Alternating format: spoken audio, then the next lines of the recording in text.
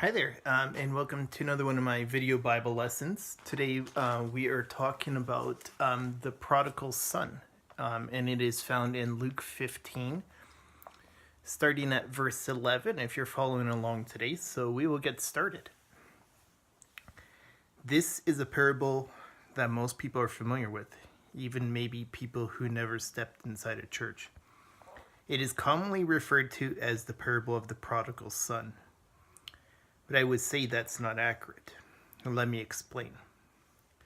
I called the prodigal father because the point of the parable is not to turn our attention to the son in the story, but is to take a look at the father.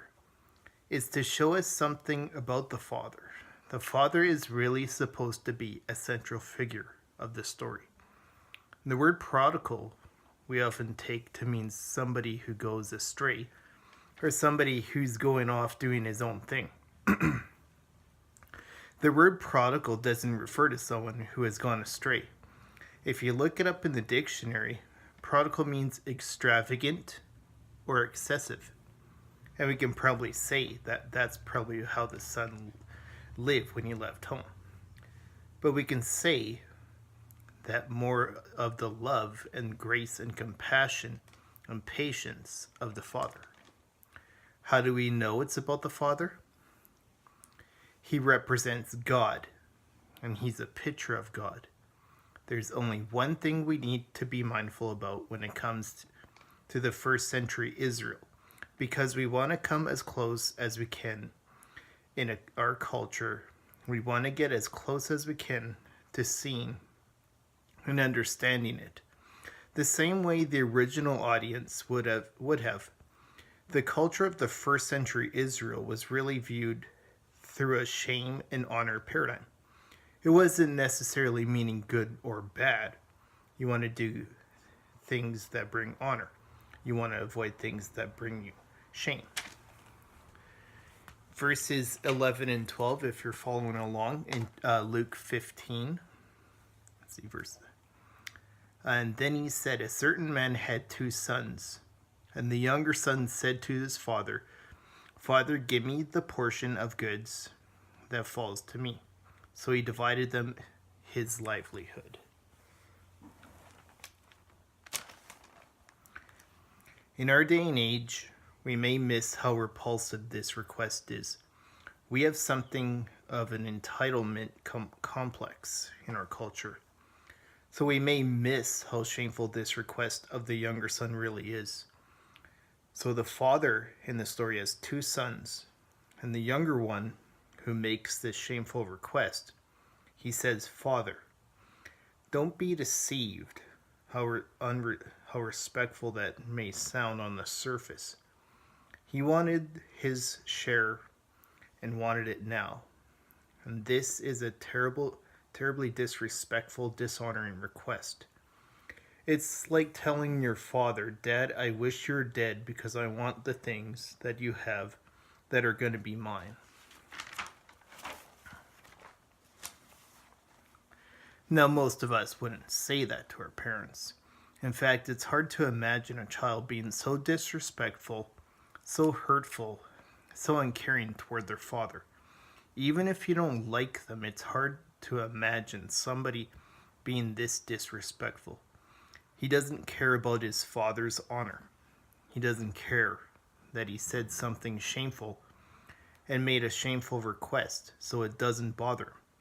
That's shameful bother him that he's broken at least one of the 10 commandments. The majority of the shame of the share would have gone to the older son. So by taking away his portion, he's also diminishing the potential of value in his brother's estate. He's diminishing the growth potential. But the younger brother doesn't care about his father. He doesn't care about his brother. And not only does he disrespect his father, he hates his father. This request is outrageous. The only way you could say this is if you absolutely hated them. See, this kind of thing didn't happen in ancient Israel, because if it would bring such scorn, such a thing would have brought an immediate and strong response, not only from the family, but from the community. The younger child probably would have been sent away from the whole community with absolutely nothing, because the community would come together to protect the honor of the father, and the younger son probably would have died in the wild. But rather than punishing his son, this father did something that a first century Jew would never have ever considered. The father accommodated this request. And nobody in first century Israel would have done this, because they're looking to preserve their honor, looking to avoid shame. So the father, actually to an extent, from society's perspective, in the way of the first century Jews would have seen this, the father shames himself by yielding to the demands of the younger son. So you might say, maybe this father just really loved his younger son. And I don't think there's any question about that. And yet even a parent knows perhaps the least loving thing you can do is to fail to practice tough love sometimes. The father gives the younger son what he wants, and we need to understand what this represents. This is a picture of God handing sinners over to their sins. Notice the older brother is quiet at this point. He doesn't intervene, and you would expect that he would, because he has a vested interest in this, that he would say something, but he doesn't say anything at all. And that tells us that there's something going on between him and his father too, because he should be taking a stand for his father's honor, but he doesn't. He doesn't love his father either. But after the younger son got his share, it was never enough. Verses 13 and 14, if you're still following along. And not many days after, the younger son gathered all together, journeying to a far country, and there wasted all his possessions with prodigal living. But when he had spent all, there arose a severe famine in the land, and he began to be in want.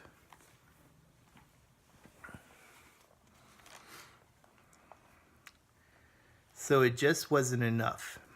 He got his share of his estate, and that wasn't enough for him. It wasn't enough to satisfy him or soften his heart toward his father. Jesus says it wasn't many days after. A couple of days later, packs up his bags, hits the road. He didn't just love the wealth. He didn't just love all the stuff he had gotten from his father's estate. He loved his wealth, but also hated his father. He didn't even want to be in the presence of his father. He didn't even want to be under the same roof as his father. He didn't even want to be in the same country as his father. So he goes to a faraway country to get far away as he can. And he's not just getting as far away from his father. He's getting as far away from accountability. He's also getting far away from right living. He's also getting far enough away that nobody he knows would rebuke him for the choices that he's made in his life.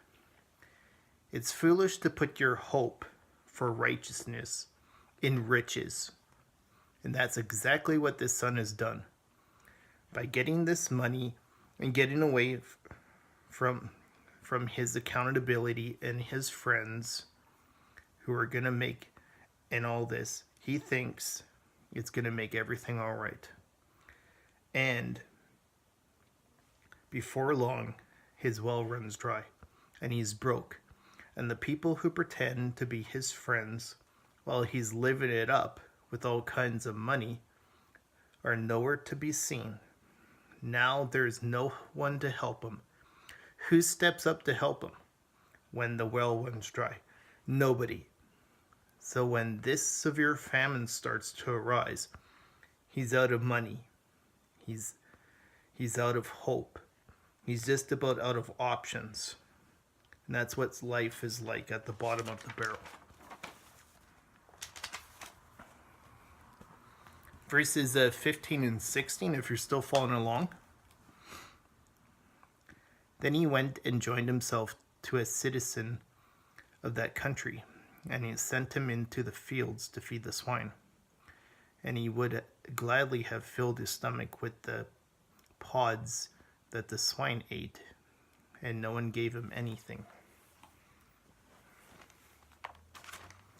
So things go bad to worse. It says he hires himself out, or attached himself, as some versions say. If you've ever been to an impoverished country, people will attach themselves to you. The younger son would have even eaten pig slop. Everything they looked at during this famine was food. Nobody is there to take care of him and help him out. Nobody is feeding him. Pigs got to eat better than he did. In ancient Jewish cultures, pigs were unclean animals. So the idea here is that the younger son is lower than even a pig. Hitting rock bottom can be a good place if you get past looking at yourself and just look up. Verses 17 to 19. When he came to himself, he said, "How many of my father's hired servants have bread enough to spare, and I perish with hunger? I will arise and go to my father, and I will say to him, 'Father, I have sinned against heaven and before you. Now I am no longer worthy to be called your son. Make me like one of your hired servants.'" So this is where the story takes a drastic turn. The son is gone from hating his father to wishing what his father's servants had. He brought shame to himself. He brought shame to his father. He brought shame to his brother. He has no honor remaining. We can imagine that the son is probably frightened, miserable, and being apart from his family. Something interesting is that the father doesn't go out and search for his son. The parable shows the responsibility of the sinner has to turn from his sin and come to God. One of the greatest consequences of sin is the person in their sin comes to the delusion that they're perfectly happy apart from God. Verses 20 to 24, if you're still following along today. And he arose and came to his father, but when he was still a great way off, the father saw him and had compassion, and he ran and fell on his neck and kissed him. And the son said to him, "Father, I have sinned against heaven and in your sight. I'm no longer worthy to be called your son." But the father said to his servants, "Bring out the best robe and put it on him, and put a ring on his hand and sandals on his feet. And bring the fatted calf here and kill it, and let us be merry. For this my son was dead and is alive, and he was lost and is found," and they began to be merry.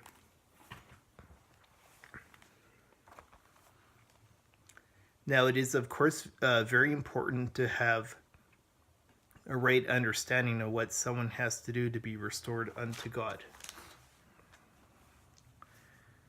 But what you think is not enough. Planning to humble yourself and planning to confess your sins to God, those are good things, but don't stop there. Act on it. Follow through with your plan. Before the son could say anything, the father was moved with compassion. He runs and embraces him. He's treating him as he never did anything. Verses 25 to 32. Now his older son was in the field, and he came and drew near to the house. He heard music and dancing. He called one of the servants and asked what these things meant. And he said to him, "Your brother has come, and because he has received him and safe and sound, your father killed the fatted calf. But he was angry and would not go in. Therefore the father came out and pleaded with him. So he answered and said to his father, Lo, these many years I have been serving you. I have never transgressed against your commandment at any time, yet you never gave me a young goat that I might make merry with my friends. But as soon as this son of yours came, who has devoured your livelihood with harlots, you killed the fatted calf for him. And he said to him, Son, you will always be with me, and all that I have is yours. It was right that we should make merry and be glad, for your brother was dead and is alive, and was lost and is found.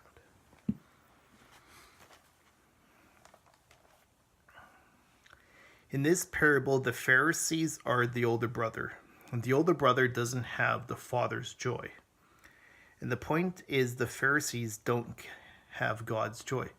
They hated that the Lord associated with sinners. They hated the Lord loves sinners. The older brother stays outside in darkness because he hates his brother and father.